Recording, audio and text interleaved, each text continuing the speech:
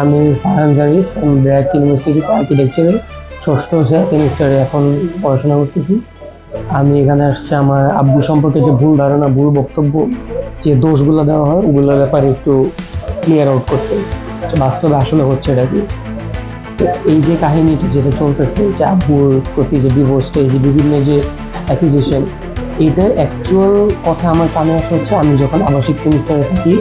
তখন আবাসিক সেমিস্টার আমার 3 মাস হচ্ছে সাভারে কাটানো লাগে আমি আমার ভার্সিটির সাথে।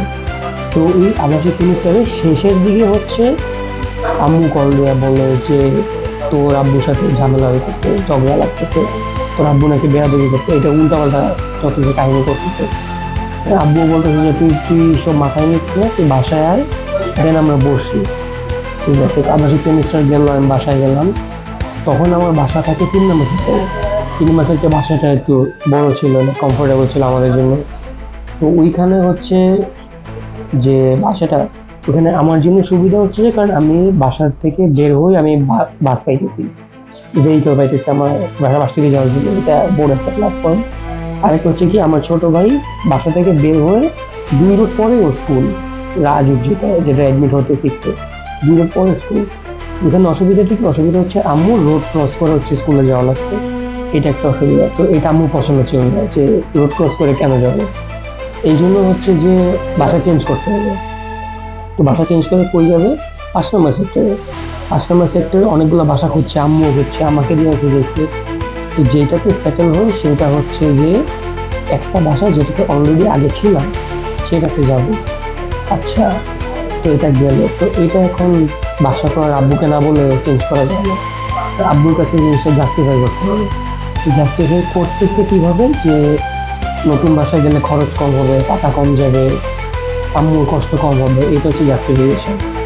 তো আব্বু আমাকে বারবার জিজ্ঞেস করতেছে যে তোমার হবে কি না, তুমি অ্যাডজাস্ট করতে পারবে কি না, তোমার তো বিভিন্ন প্রজেক্টের জন্য জায়গা লাগে, এটা লাগে, এটা লাগে, পারবে কিনা। আমি অ্যাডজাস্ট করে নেবো, আমি জায়গা অর্ধেকেরও কম, বাট অ্যাডজাস্ট করে নেবো আমি, এটা বলে চেঞ্জ করছি আমরা। ঠিক আছে, 3 নম্বর সেক্টরে যে বাসায় যে খরচটা, যে অ্যামাউন্টটা, আর 5 নম্বর সেক্টরে যে অ্যামাউন্টটা, 5 নম্বর অবশ্যই ভাড়া কম, ছোট বাসা, ভাড়া কম, ভিতরের দিকে রাস্তার বাসায় ভাড়া কম। তো আম্মুর উদ্দেশ্য ছিল কি, এই যে বড় বাসা ছোট বাসার ভাড়ার যে ডিফারেন্সটা, এইটা হচ্ছে নিজে পকেট করবে, নিজে নিবে, এইটা ছিল উদ্দেশ্য। এটা আমি শুরুতে জানতে পারিনি, এটা আমি জানছি আর পরে ওনার বিহেভিয়ার দেখে, আচার আচরণ, যে ওই যে ডিফারেন্সটা বেশ ভালোই ডিফারেন্স, ওই ডিফারেন্সটা উনি হচ্ছে পকেট করবে। এটা কিন্তু আব্বু যে টাকাটা দিত, যে মান্থলি যে খরচটা, ওটা আম্মুর মাধ্যমে দিত না, কারণ যেহেতু সেপারেশন হয়ে গেছে আমাকে দিত, আমার অ্যাকাউন্টের মাধ্যমে আমি বের করে দিতাম। তো আব্বু জিজ্ঞেস করতো কত লাগবে, তাই আমি বলতাম যে অমুক জায়গায় এত লাগবে, এটা লাগবে, এই হিসাব আমার এত লাগতো মাসে। আমি হিসাব দিতাম, আব্বু এক্স্যাক্টলি যত লাগতো দিয়ে দিত, কোনো হ্যাসেল ছিল না, কোনো কোশ্চেনও করে নেই, দিত। কিন্তু আম্মুই হচ্ছে যে তোর বাপ তো কম দিতেছে, এটা উনার মুখের কথা, তোর বাপ তো টাকা দেয় না, তোর বাপ তো টাকা কম দিচ্ছে। আমি বললাম যে কই, তুমি বললা এত দিতে, আব্বু তো এতই দিচ্ছে, কম তো দিচ্ছে না। পরে বলতে পারছেন না, আগে তো বেশি দিত, এখন এখন এত কম দিতেছে কেন। তা আমি বলতেছি যে খরচই তো এত হইতেছে, তুমি তো আমার হিসাব দিলে, মানে আম্মু যা হিসাব দেয় আমি ওইটাই ফরওয়ার্ড করি। আমি বলি যে তুমি এত দিতে, তা আমি অতই তো দিচ্ছি, তাইলে ডিসক্রিপেন্সিটা কোথায়, অসুবিধাটা কোথায়? বলে না না, তোর বাপ তো টাকা কম দেয়, টাকা দিত না, যে আগের মাসে 70 দিতে এখন দেয় 50 তো 20,000 কই। লিভিং রুম হচ্ছে মেইন গেট থেকে এদিকে হাতের গাড়িতে। তো ওখানে দেখতাম যে আম্মু লাইট টাইট অফ করে কথা বলতেছে, জাস্ট নিয়ে যে ডাইনিং রুমের একটা লাইট অফ করে অন করা, আর বাকি সব লাইট অফ করা। তো ফোনে কথা বলতেছে রাতে আস্তে আস্তে। আমি বলি যে তুমি খাবার রেডি কিনা, বা ব্যস্ত কিনা, বা কথা বলেছে কার সাথে কি। তো যখন আমি জিজ্ঞেস করতাম যে কার সাথে কথা বলতেছে, উনি অ্যান্সার দিত যে তোর একটা আঙ্কেল, তোর একটা আন্টি, তোর একটা আত্মীয়, এরকম কিছু একটা। স্পেসিফিকলি কে এমনভাবে বলতো যাতে আমি চিনতে পারি, এরকম কখনোই বলতো না। এখন তখন আমার মাথায় কাটতে যাচ্ছে, আম্মু বলছে তো আমার কোয়েশ্চেন করার কি আছে, তাই না? আমি আর অত কোয়েশ্চেন করতাম না। ঠিক আছে, বলছে মুখে আত্মীয়, ঠিক আছে, কাহিনী শেষ। এরকম প্রায় দেখছি 4-5 বার 6 বার, অনেকবার পড়ে আছে এটা। আমি তো কিছু বলিনি, বাট এরকম হয়েছে অনেকবার। আব্বু এরকম জিজ্ঞেস করতে যে খাবার খাইছিস কি, আর কি এরকম হয়েছে কিনা, তাই আমি বলতাম যে আগের খাবার খেতেছি, বা গরম করে দিছে খেতেছি, এরকম। তা আব্বু কোশ্চেন করতে যে কেন টাকা দিতেছে, ওগুলা কই যায়, টাকা দিচ্ছে বাজার হবে না, খাবার হবে না। তো আমি তো জানি না। পরে অনেকদিন পরে আমার শিফট হওয়ার আগে জানতে পারি যে আম্মু নাকি আমাদের জন্য যে টাকা দেয় ওইটাই নাকি সাংবাদিকদের দিচ্ছে, তারপরে বিভিন্ন আত্মীয়দের দিচ্ছে, আমাদের কাউকে না বলে। পরে যখন আমাকে মাসে হিসাব দিয়ে আমি জিজ্ঞেস করি, মানে আমাকে তো লিখে দেয় বাসা ভাড়া এত, বাজার এত, অমুক এত, এটা এটা। আমাকে যদি আমি তো পড়তাম, A to Z পড়তাম, এটা এটা। তো পরে আমি জিজ্ঞেস করি এত কিছু খরচ হয় নাই, এটা জিনিস আমি তো বেশি নেই, বা কখন কি হইলো না, জিজ্ঞেস তো উঠতেই পারে। আমি নর্মালি জিজ্ঞেস করছি এটা আব্বুর আমার ক্ষতি তো করে দিছে, এগুলা বন্ধ করা উচিত। কারণ ধরো এগুলা করলে, এই যে এটা গেল নিউজের, এটা গেল, এরপরে কি রিয়া জোরদার তোমার পাশে থাকবে, তোমার ই করবে? এ করবে না। এটা তো একটা কমন সেন্স, তাই না? এটা তো আমার মাথায় ধরতেছে, করবে না।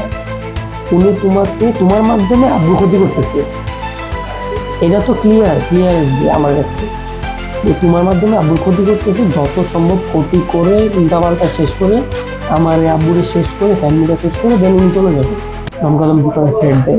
এখন এই যে এগুলা করতেছে, এগুলা করে যে ডিমান্ডটা, যে টাকা দিতে হবে, প্রপার্টি দিতে হবে, তুমি যে প্রপার্টি চাইছো, এটার ভয়েস রেকর্ড কিন্তু আব্বু আমাকে শোনাইছে, আমি নিজের কানে শুনছি তুমি যেগুলো চাইতেছো।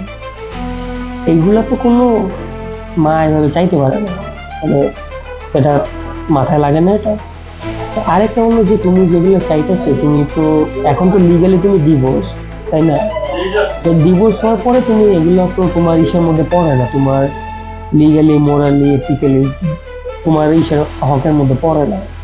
তো এইটা তুমি কি ভাইবা, কোন লজিকে চাইতেছো? লজিকটা বলো।